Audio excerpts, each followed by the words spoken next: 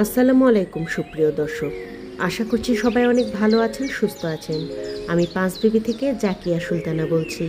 Muaz and moms cooking চ্যানেলে আপনাদের সবাইকে স্বাগত জানাচ্ছি আজকের পর্বটি দেখার জন্য। আজকের পর্বে থাকছে একটা নাস্তার রেসিপি, আর এটা আমাদের বাঙালিদের কাছে খুবই প্রিয় আর মুখরোচক একটি খাবার।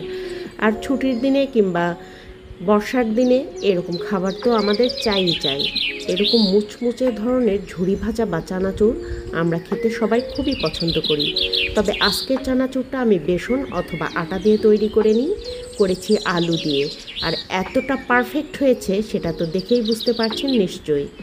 তো চলুন মূল রেসিপিতে চলে যাওয়া যাক। তো এখানে আমি 1 কেজি আলু ছিলে নিয়েছি, খোসাটা ছাড়িয়ে নিয়েছি দেখতেই পাচ্ছেন। আর একটা গ্রেটার দিয়ে এরকম ঝুরি ঝুরি করে নিচ্ছি। এই কাজটা কিন্তু আপনারা বটিতেও খুব ভালোভাবে করে নিতে পারবেন, তবে বটিতে আমি খুব বেশি আলু ঝুরি করে কাটতে পারি না, তাই আমি এটা দিয়ে করে নিচ্ছি।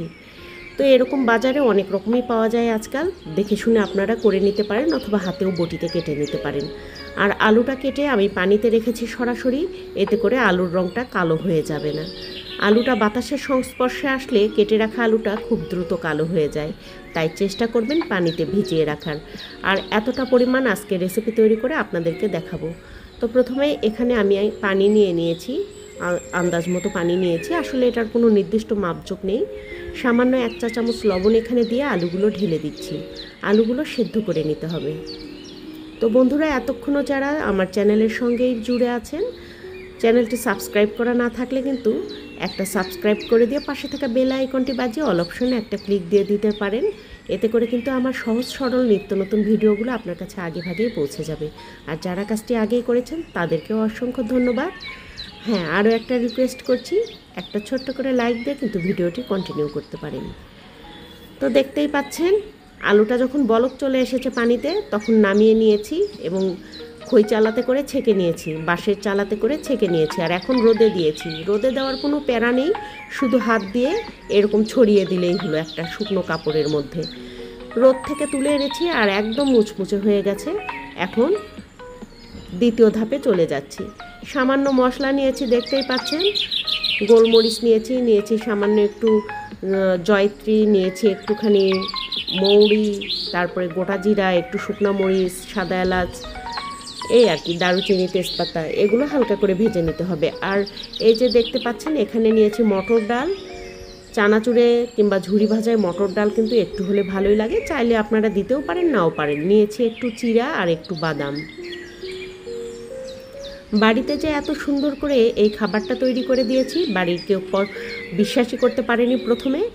তো পরে অবশ্য বলেছি যে এরকম রেসিপিটা, তো সবাই খেয়ে কিন্তু খুবই খুশি হয়েছে। প্রথমেই শুকনো মরিচটা দিয়ে নিয়েছি, শুকনো মরিচটাতে একটু রং ধরলেই বাকি মশলাগুলো দিয়ে হালকা করে ভেজে নিয়েছি। একদম কালচে করে কিন্তু ভাজা যাবে না, একটু মুচমুচে হলেই নামিয়ে নিতে হবে। আর সামান্য একটু লবণ দিয়ে লবণটাও ভেজে নিচ্ছি। আর আমার বাড়িতে গোটা ধনে নেই দেখে ধনের গুঁড়া দিয়ে একটু লবণের সঙ্গে ভেজে তুলে রাখলাম। তো দেখতেই পাচ্ছেন আমি কিন্তু তেল ছাড়া এখানে চিড়াটা ভেজে নিচ্ছি। আপনাদেরকে দুইভাবেই করে দেখাচ্ছি, চাইলে আপনারা তেলের মধ্যেও বাদামটা ভেজে নিতে পারেন, আবার এমনিতেও ভেজে নিতে পারেন। তো আমি এমনিতেই ভেজে নিয়েছি আজকে। বাদামটা একদম ফুটে গেছে, যখন এই পর্যায়ে ফুটে যাবে তখন নামিয়ে নিতে হবে। আর এই যে ডালটা ভেজে নিচ্ছি এখন। বাদামটা ঠান্ডা হতে দিয়েছি, উপরের লাল খোসাটা আমি ছাড়িয়ে নিব। চাইলে আপনারা তেলের মধ্যে ভেজে লাল খোসাটা না ছাড়ালেও চলবে, তবে বাড়িতে যখন দিচ্ছি বাচ্চাদেরকে একদম সুন্দর ফ্রেশ করেই খেতে দেব। ডালটা মুচমুচে করে ভেজে নিয়েছি। খুব দ্রুত কিন্তু ডালটা হয়ে যায়, বেশিক্ষণ ভাজলে কালো হয়ে যাবে, তিতো লাগবে। সেই জন্য সুন্দর করে রং চলে আসবে, যখন একটু রং পরিবর্তন হলেই তুলে নিতে হবে। আর আলুটা ভেজে নিচ্ছি, দেখুন কতটা দ্রুত ভাজা হয়ে যাচ্ছে। সামান্য একটু দিলেই কড়াইটা ভরে একদম টইটুম্বুর হয়ে যাচ্ছে, যদিও আমি অল্প তেলেই ভেজে নিচ্ছি। সুন্দর করে ছেঁকে তুলে নিচ্ছি। আর ছেঁকে নেওয়াটাও খুব কঠিন নয়, খুবই সহজ। এইভাবে ছাঁকনিতে করে এক পাশে নিয়ে আসলে তেলটা যখন নিংড়ে যাবে তখন একটা প্লেটে তুলে নিচ্ছি। আর তেলের মধ্যে এখানে চিড়া ভেজেও আমি একটুখানি দেখালাম, চিড়াটাও কত দ্রুত ভাজা হয়ে যায়। তেলটা যেহেতু একটু কম খেতে পারি, সেই জন্যই আমি একটু শুকনো খোলায় ভেজে নিয়ে আপনাদেরকে দেখিয়েছি। ওভাবেও কিন্তু করে নেওয়া যায়। এখন সব কিছু মাখিয়ে নেব, মিশিয়ে নেব। তো বাদামের খোসা ছাড়িয়ে বাদামটা রেখেছিলাম, তার মধ্যে ভেজে রাখা উপাদানগুলো দিয়ে দিলাম। আর এই যে হাত দিয়ে এখন মিশিয়ে নিচ্ছি, উপর নিচ করে খুব ভালোভাবে মিশিয়ে নিতে হবে যাতে সবগুলো ভাজাই সমানভাবে চারিদিকে পৌঁছে যায়, কোথাও একখানে থাবলা হয়ে না থাকে। আর ওই যে ভেজে রাখা মশলাটা ব্লেন্ডারে গুঁড়ো করে রেখেছি সেটা দিয়ে দিলাম। আর লবণটা ভেজে নেওয়ার কারণটা বলছি, লবণটা যদি ভেজে আপনারা কোনো শুকনো খাবারে দেন তাহলে লবণ থেকে পানি কাটবে না এবং খাবারটা মুচমুচে বেশি দিন থাকবে। সেক্ষেত্রে কিন্তু আমি আচার অথবা এই ধরনের শুকনো খাবারে লবণটা দিয়ে থাকি একটুখানি ভেজে নিয়ে। আপনারাও চাইলে এটা অ্যাপ্লাই করতে পারেন।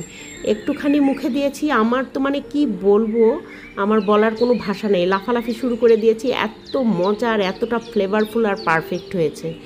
বন্ধুরা আমি বলবো এটা মাস্ট ট্রাইওয়ালা একটা রেসিপি, অবশ্যই ট্রাই করে দেখতে পারেন বাড়িতে। আশা করছি আপনারা কখনোই নিরাশ হবেন না, এটা খেতে কিন্তু দুর্দান্ত। তবে হ্যাঁ, একটা কথা অবশ্যই উল্লেখ করব, এখানে লবণটা একটু দেখে দিবেন, কারণ লবণটা বেশি হয়ে যায় হুট করে, যেহেতু আলু সেদ্ধর সময় সামান্য একটু লবণ দেওয়া আছে, তাই আপনারা একটু অল্প পরিমাণে লবণই দিবেন। তবে আমি যেটা দিয়েছি আমাদের জন্য একদম পারফেক্ট হয়েছে। আর আমি যেটুকু লবণ আর মশলা ভেজে নিয়েছি পুরাটা দিতে হয়নি, সামান্য পরিমাণ আন্দাজ মতো দিয়েছি, বাকিটা রয়ে গেছে, একটা এয়ারটাইট বক্সে করে রেখে দিয়েছি, পরে অন্য কোনো রেসিপিতে দেওয়া যাবে। তো বন্ধুরা এই ছিল আজকে আমার রেসিপি। আপনাদের কাছে নিশ্চয়ই রেসিপিটা ভালো লেগেছে। আমি বলবো একবার হলেও বাসায় এভাবে ট্রাই করে দেখতে পারেন, কেমন লাগবে। প্রথমে অল্প পরিমাণে করে চেখে দেখতে পারেন, ভালো লাগলে না হয় পরে আবারও বেশি করে বানিয়ে নিতে পারবেন। তো বন্ধুরা কমেন্টে জানাতে পারেন আপনার অনুভূতির কথা কেমন লেগেছে, আর সেই সঙ্গে কিন্তু টুক করে একটা শেয়ারও করে দিতে পারেন আপনার প্রিয়জনের কাছে। বাজারে এখন আলুর দাম অনেক কম, তাই আলু দিয়ে এরকম রেসিপি তৈরি করা খুবই সহজ আর সাধ্যের মধ্যে। তো বন্ধুরা এতক্ষণ ধৈর্য ধরে আমার সঙ্গে থাকার জন্য আপনাদেরকে জানাচ্ছি অসংখ্য ধন্যবাদ। আবারও চলে আসবো আপনাদের মাঝে নতুন কোনো রেসিপি নিয়ে। সেই পর্যন্ত আপনাদের কাছ থেকে বিদায় নিচ্ছি। আপনারা সবাই ভালো থাকবেন, সুস্থ থাকবেন, সহি সালামতে থাকবেন। আল্লাহ হাফেজ। আসসালামু আলাইকুম।